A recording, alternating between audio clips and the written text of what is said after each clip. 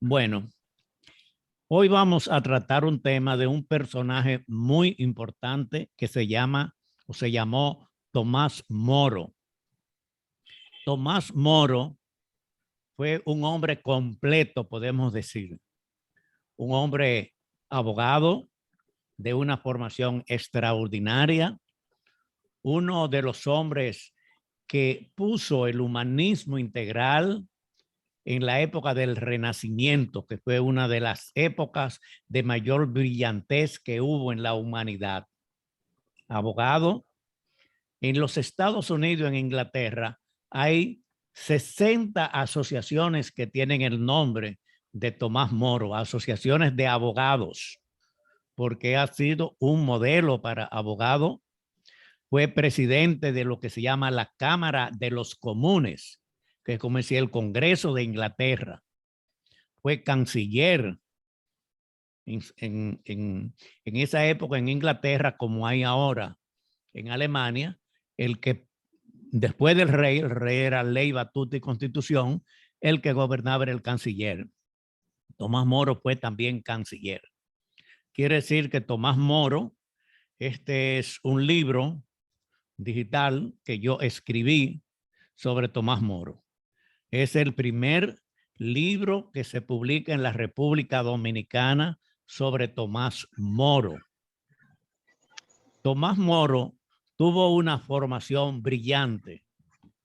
El padre de él era un sir. En Inglaterra, el sir es una persona, digamos, condecorado o reconocido a nivel general. Y él tuvo una educación muy rigurosa. Y además de eso se dedicó en aquella época y él estudió todos los clásicos, Sócrates, Platón, Aristóteles, y fue una persona brillante desde su juventud. Los políticos en casi todas partes del mundo conocen a Tomás Moro porque escribió un libro que se llama Utopía. Y Utopía es una sociedad, una isla imaginaria. Utopía quiere decir en latín en ningún lugar, quiere decir es una cosa imaginaria y el nombre de Utopía lo inventó Tomás Moro. Es una sociedad que no se ha podido lograr en ninguna parte del mundo, la sociedad, la utopía, porque la primera condición es que no hay dinero. Entonces todos ustedes saben que el dinero es el que gobierna la política en todas partes del mundo. La utopía está inspirado en dos libros muy importantes. Uno es, él había leído a Platón. Platón escribió Atlántida, ese mar Atlántido que existe, viene del nombre de Platón a esa isla. Y había leído también, y era profesor, de La ciudad de Dios, un libro que escribió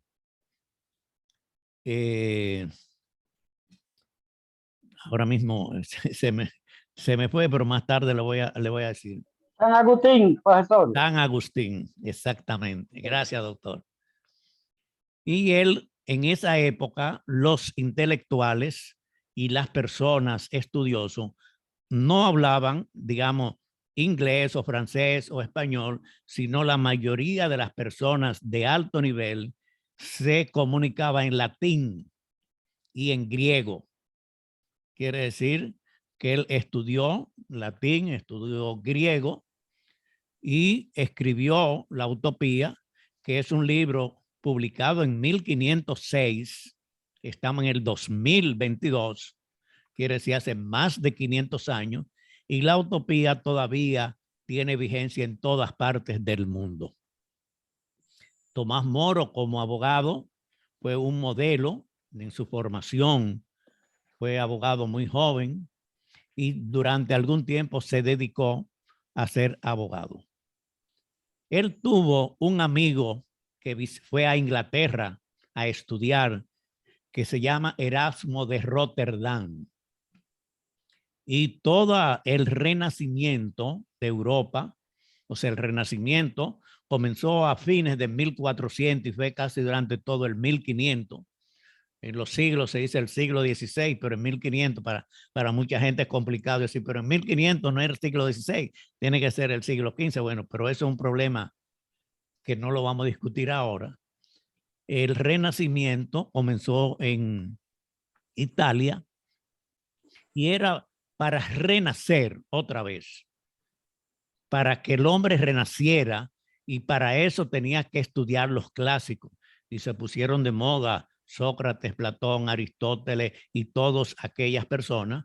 Y uno o los dos que más contribuyeron a nivel de Europa, estamos hablando, en esa época nosotros, a principios de 1500, nosotros andábamos en taparrabo, nosotros no estábamos en el inside, digamos, de la cosa mundial. Y ellos dos fueron los que dieron el sentido filosófico al Renacimiento. Si ustedes saben pintura, sabrán que en 1500, por ejemplo, en Italia, Leonardo da Vinci, Miguel Ángel y Rafael, los tres pintores más grandes que vivieron en la misma época, son del Renacimiento. Asimismo, los grandes escritores Shakespeare y otros, Cervantes y todo, fueron del Renacimiento. Quiere decir, la gente se dedicó a estudiar a partir de los clásicos, a buscar la buena música, la buena lectura, todo lo que engrandecía el renacer, el humanismo. Y uno de los más aportes, que hizo más aporte, fue Tomás Moro y su amigo Erasmo de Rotterdam, que era de Holanda, llamamos en español, aunque se llama Países Bajos o Nederland, pero en español llamamos nosotros más Holanda. Y Tomás Moro fue un humanista. Humanista quiere decir que tenía como base a la persona humana. Tomás Moro ocupó todos los cargos políticos que hubo en Inglaterra, desde abogado, diputado, presidente de la Cámara de los Comunes, hasta canciller. Y Tomás Moro tuvo un enfrentamiento, lo conoce casi todo el que ha estudiado un poco de historia. El rey Enrique VIII, que fue quien le dio todas las posiciones y que lo elevó a él a todos los cargos, eran amigos íntimos, decidió divorciarse de su esposa para casarse con Ana Bolena.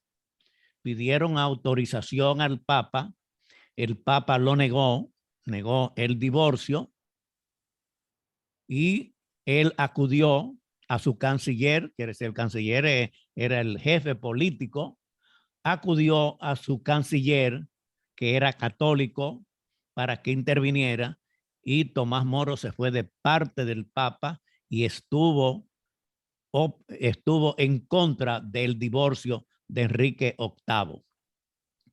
Él lo metieron, tuvo un año preso, después que lo destituyeron, o él renunció como canciller, le hicieron un juicio y le cortaron la cabeza. Él, hay que saber que él había tenido todos los cargos y había sido canciller. Quiere decir, cuando van a un juicio con una persona que conoce la Constitución, conoce las leyes, no es un juicio cualquiera. Entonces, uno de los juicios que duró mucho tiempo fue la acusación que se le hacía a Tomás Moro. ¿De qué se le acusaba a él? De que él no quería respetar lo que el rey quería, divorciarse. Si él hubiera dicho que no le importaba o que no tenía que meterse en eso, pero cada vez que lo preguntaban, entonces él guardaba silencio y decía que no estaba de acuerdo con esa posición.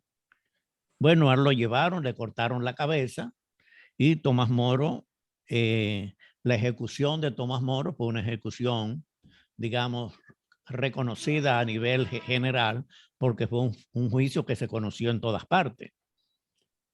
Tomás Moro era católico y el rey lo que quería era, no solamente era el divorcio, sino él quería que se instituyera en Inglaterra que el jefe de la iglesia era el rey, que de hecho lo era, porque en esa época los reyes podían hasta nombrar obispos y tenían mucha fuerza, y toda Inglaterra era católica, y habían tenido y habían luchado juntos contra las reformas que había hecho Martín Lutero.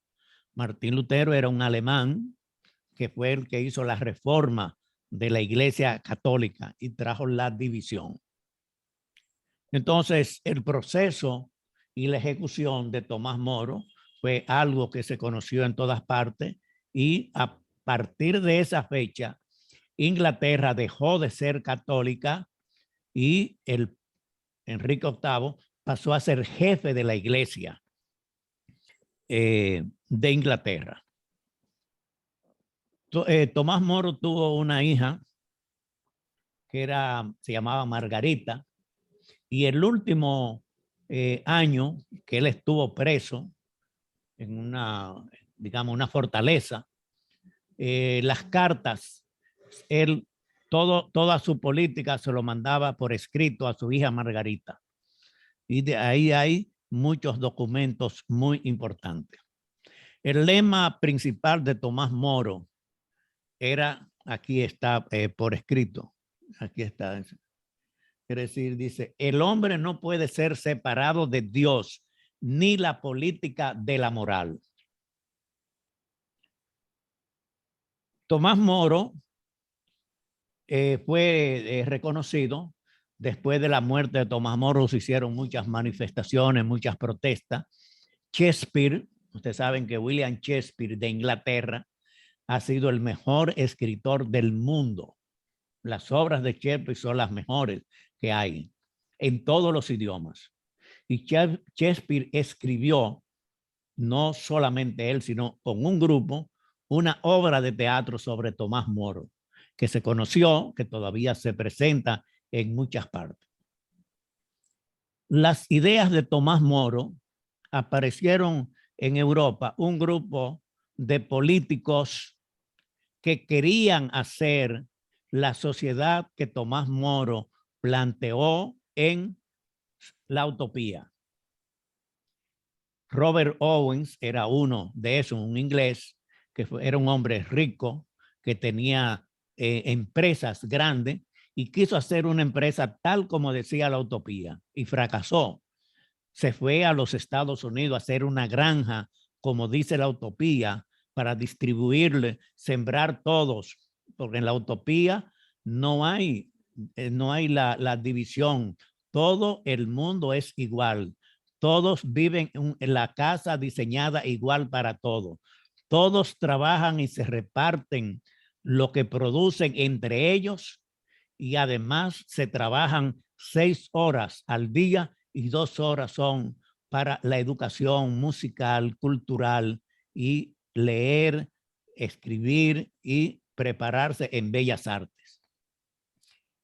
Carlos Marx, cuando hizo sus ideas, el marxismo, muchos de ustedes conocen, está basado en el materialismo dialéctico, el materialismo histórico y las ideas de Carlos Marx. Carlos Marx fue el que a esos socialistas que querían hacer esa nueva sociedad, él lo llamó socialistas utópicos. Y utópicos quiere decir que querían hacer una sociedad como la que decía Carlos Marx. Hay que saber que Carlos Marx existió 300 años antes, perdón, Tomás Moro existió 300 años antes de Carlos Marx, y muchas de las ideas de Carlos Marx, excepto el materialismo, vienen de las ideas de Tomás Moro, de la comunidad, de vivir en comunidad, del bien común y todo esto. Entonces, los socialistas utópicos fueron grupos de personas en Francia, en Inglaterra y en otros países que quisieron llevar las ideas de Tomás Moro o de la utopía a una realidad. Y eso no se ha hecho en ninguna parte del mundo. O sea, que todo el mundo trabaje en común, que se distribuyan la producción, que todo el mundo viva en casas iguales, que se trabaje un tiempo y otro tiempo sea para las bellas artes. Eso no se ha dado en ninguna parte del mundo. Los socialistas utópicos no tuvieron éxito en ninguna parte porque es muy difícil. En Francia llamaban falanges, no falange como la de Franco en España, sino un movimiento para trabajar en común. Existe una asociación internacional que da seguimiento a las ideas de Tomás Moro. Es una organización que nació en Italia, Amigos de Tomás Moro se llama, tiene su sede principal en Francia, pero no escriben en español, escriben todo en inglés, en francés y en italiano. Se llama Asociación Internacional Amigos de Tomás Moro. En el año 73 se hizo una película sobre la vida de Tomás Moro que se llamó, tuvo varios nombres en español, Un hombre para la eternidad o Un hombre de dos reinos. Tiene la película los dos nombres, ganó varios premios, la película como el mejor actor, la mejor película, la mejor música, todo esto, y se presentó y eso trajo un renacimiento para Tomás Moro, para reconocer la obra de Tomás Moro a nivel nacional. En 1891, el Papa León XIII, el que hizo las encíclicas Rerum Novarum, beatificó a Tomás Moro. Beatificar quiere decir nombrarlo como una figura importante en la iglesia en 1891. Y en 1935 entonces fue declarado santo de la iglesia. O sea, Tomás Moro, como intelectual, como humanista, como religioso, aunque él nunca llevó una vida religiosa, él estaba casado, tuvo sus hijos y siempre era un político porque era canciller, era presidente de la Cámara de Diputados y Senadores, como nosotros llamamos aquí la Asamblea General de Inglaterra. Se hizo a fines del siglo pasado un movimiento de políticos, especialmente italianos, franceses y latinoamericanos, para que la iglesia reconociera a Tomás Moro como un santo, patrono de los políticos. Y en el 2001, el Papa Juan Pablo II declaró a Tomás Moro, entonces, patrón de los políticos y los gobernantes, porque él fue político y fue gobernante porque fue canciller. El canciller es un cargo político. Quiere decir que Tomás Moro actualmente es un modelo de abogado. Le digo y le repito, 60 asociaciones en Inglaterra y en Estados Unidos de abogados tienen el nombre de Tomás Moro. Es un modelo de abogado. Tomás Moro es patrón de los políticos, es un santo, es patrón de los gobernantes. Pero antes de comenzar, Apolinar y yo teníamos una pequeña conversación. Es poco conocido en la Iglesia Católica que es un santo. Si alguno de ustedes católicos nunca ha visto una foto o un cuadro de Tomás Moro en una iglesia, no hay en la República Dominicana ninguna iglesia que tenga su nombre.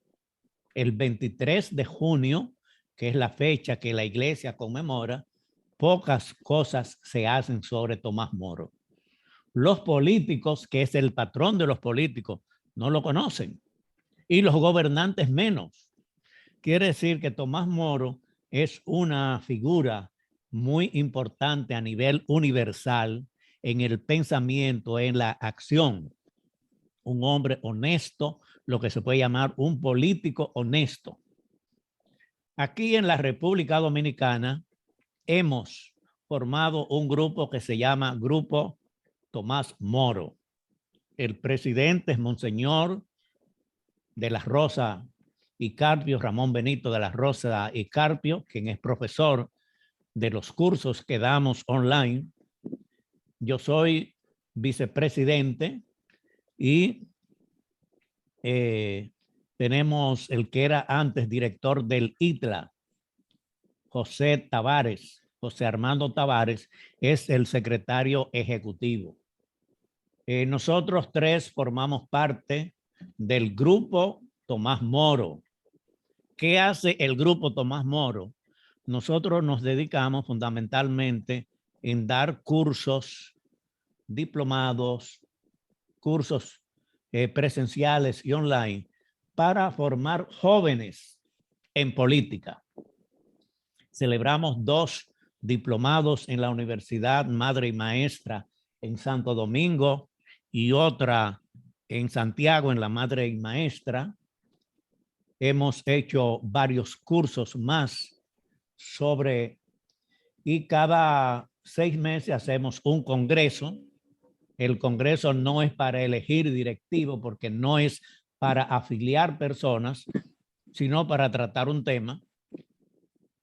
Yo le voy a enviar a ustedes después el programa que vamos a hacer en este mes, el próximo mes, el día 23. Vamos a hacer un congreso sobre Tomás Moro.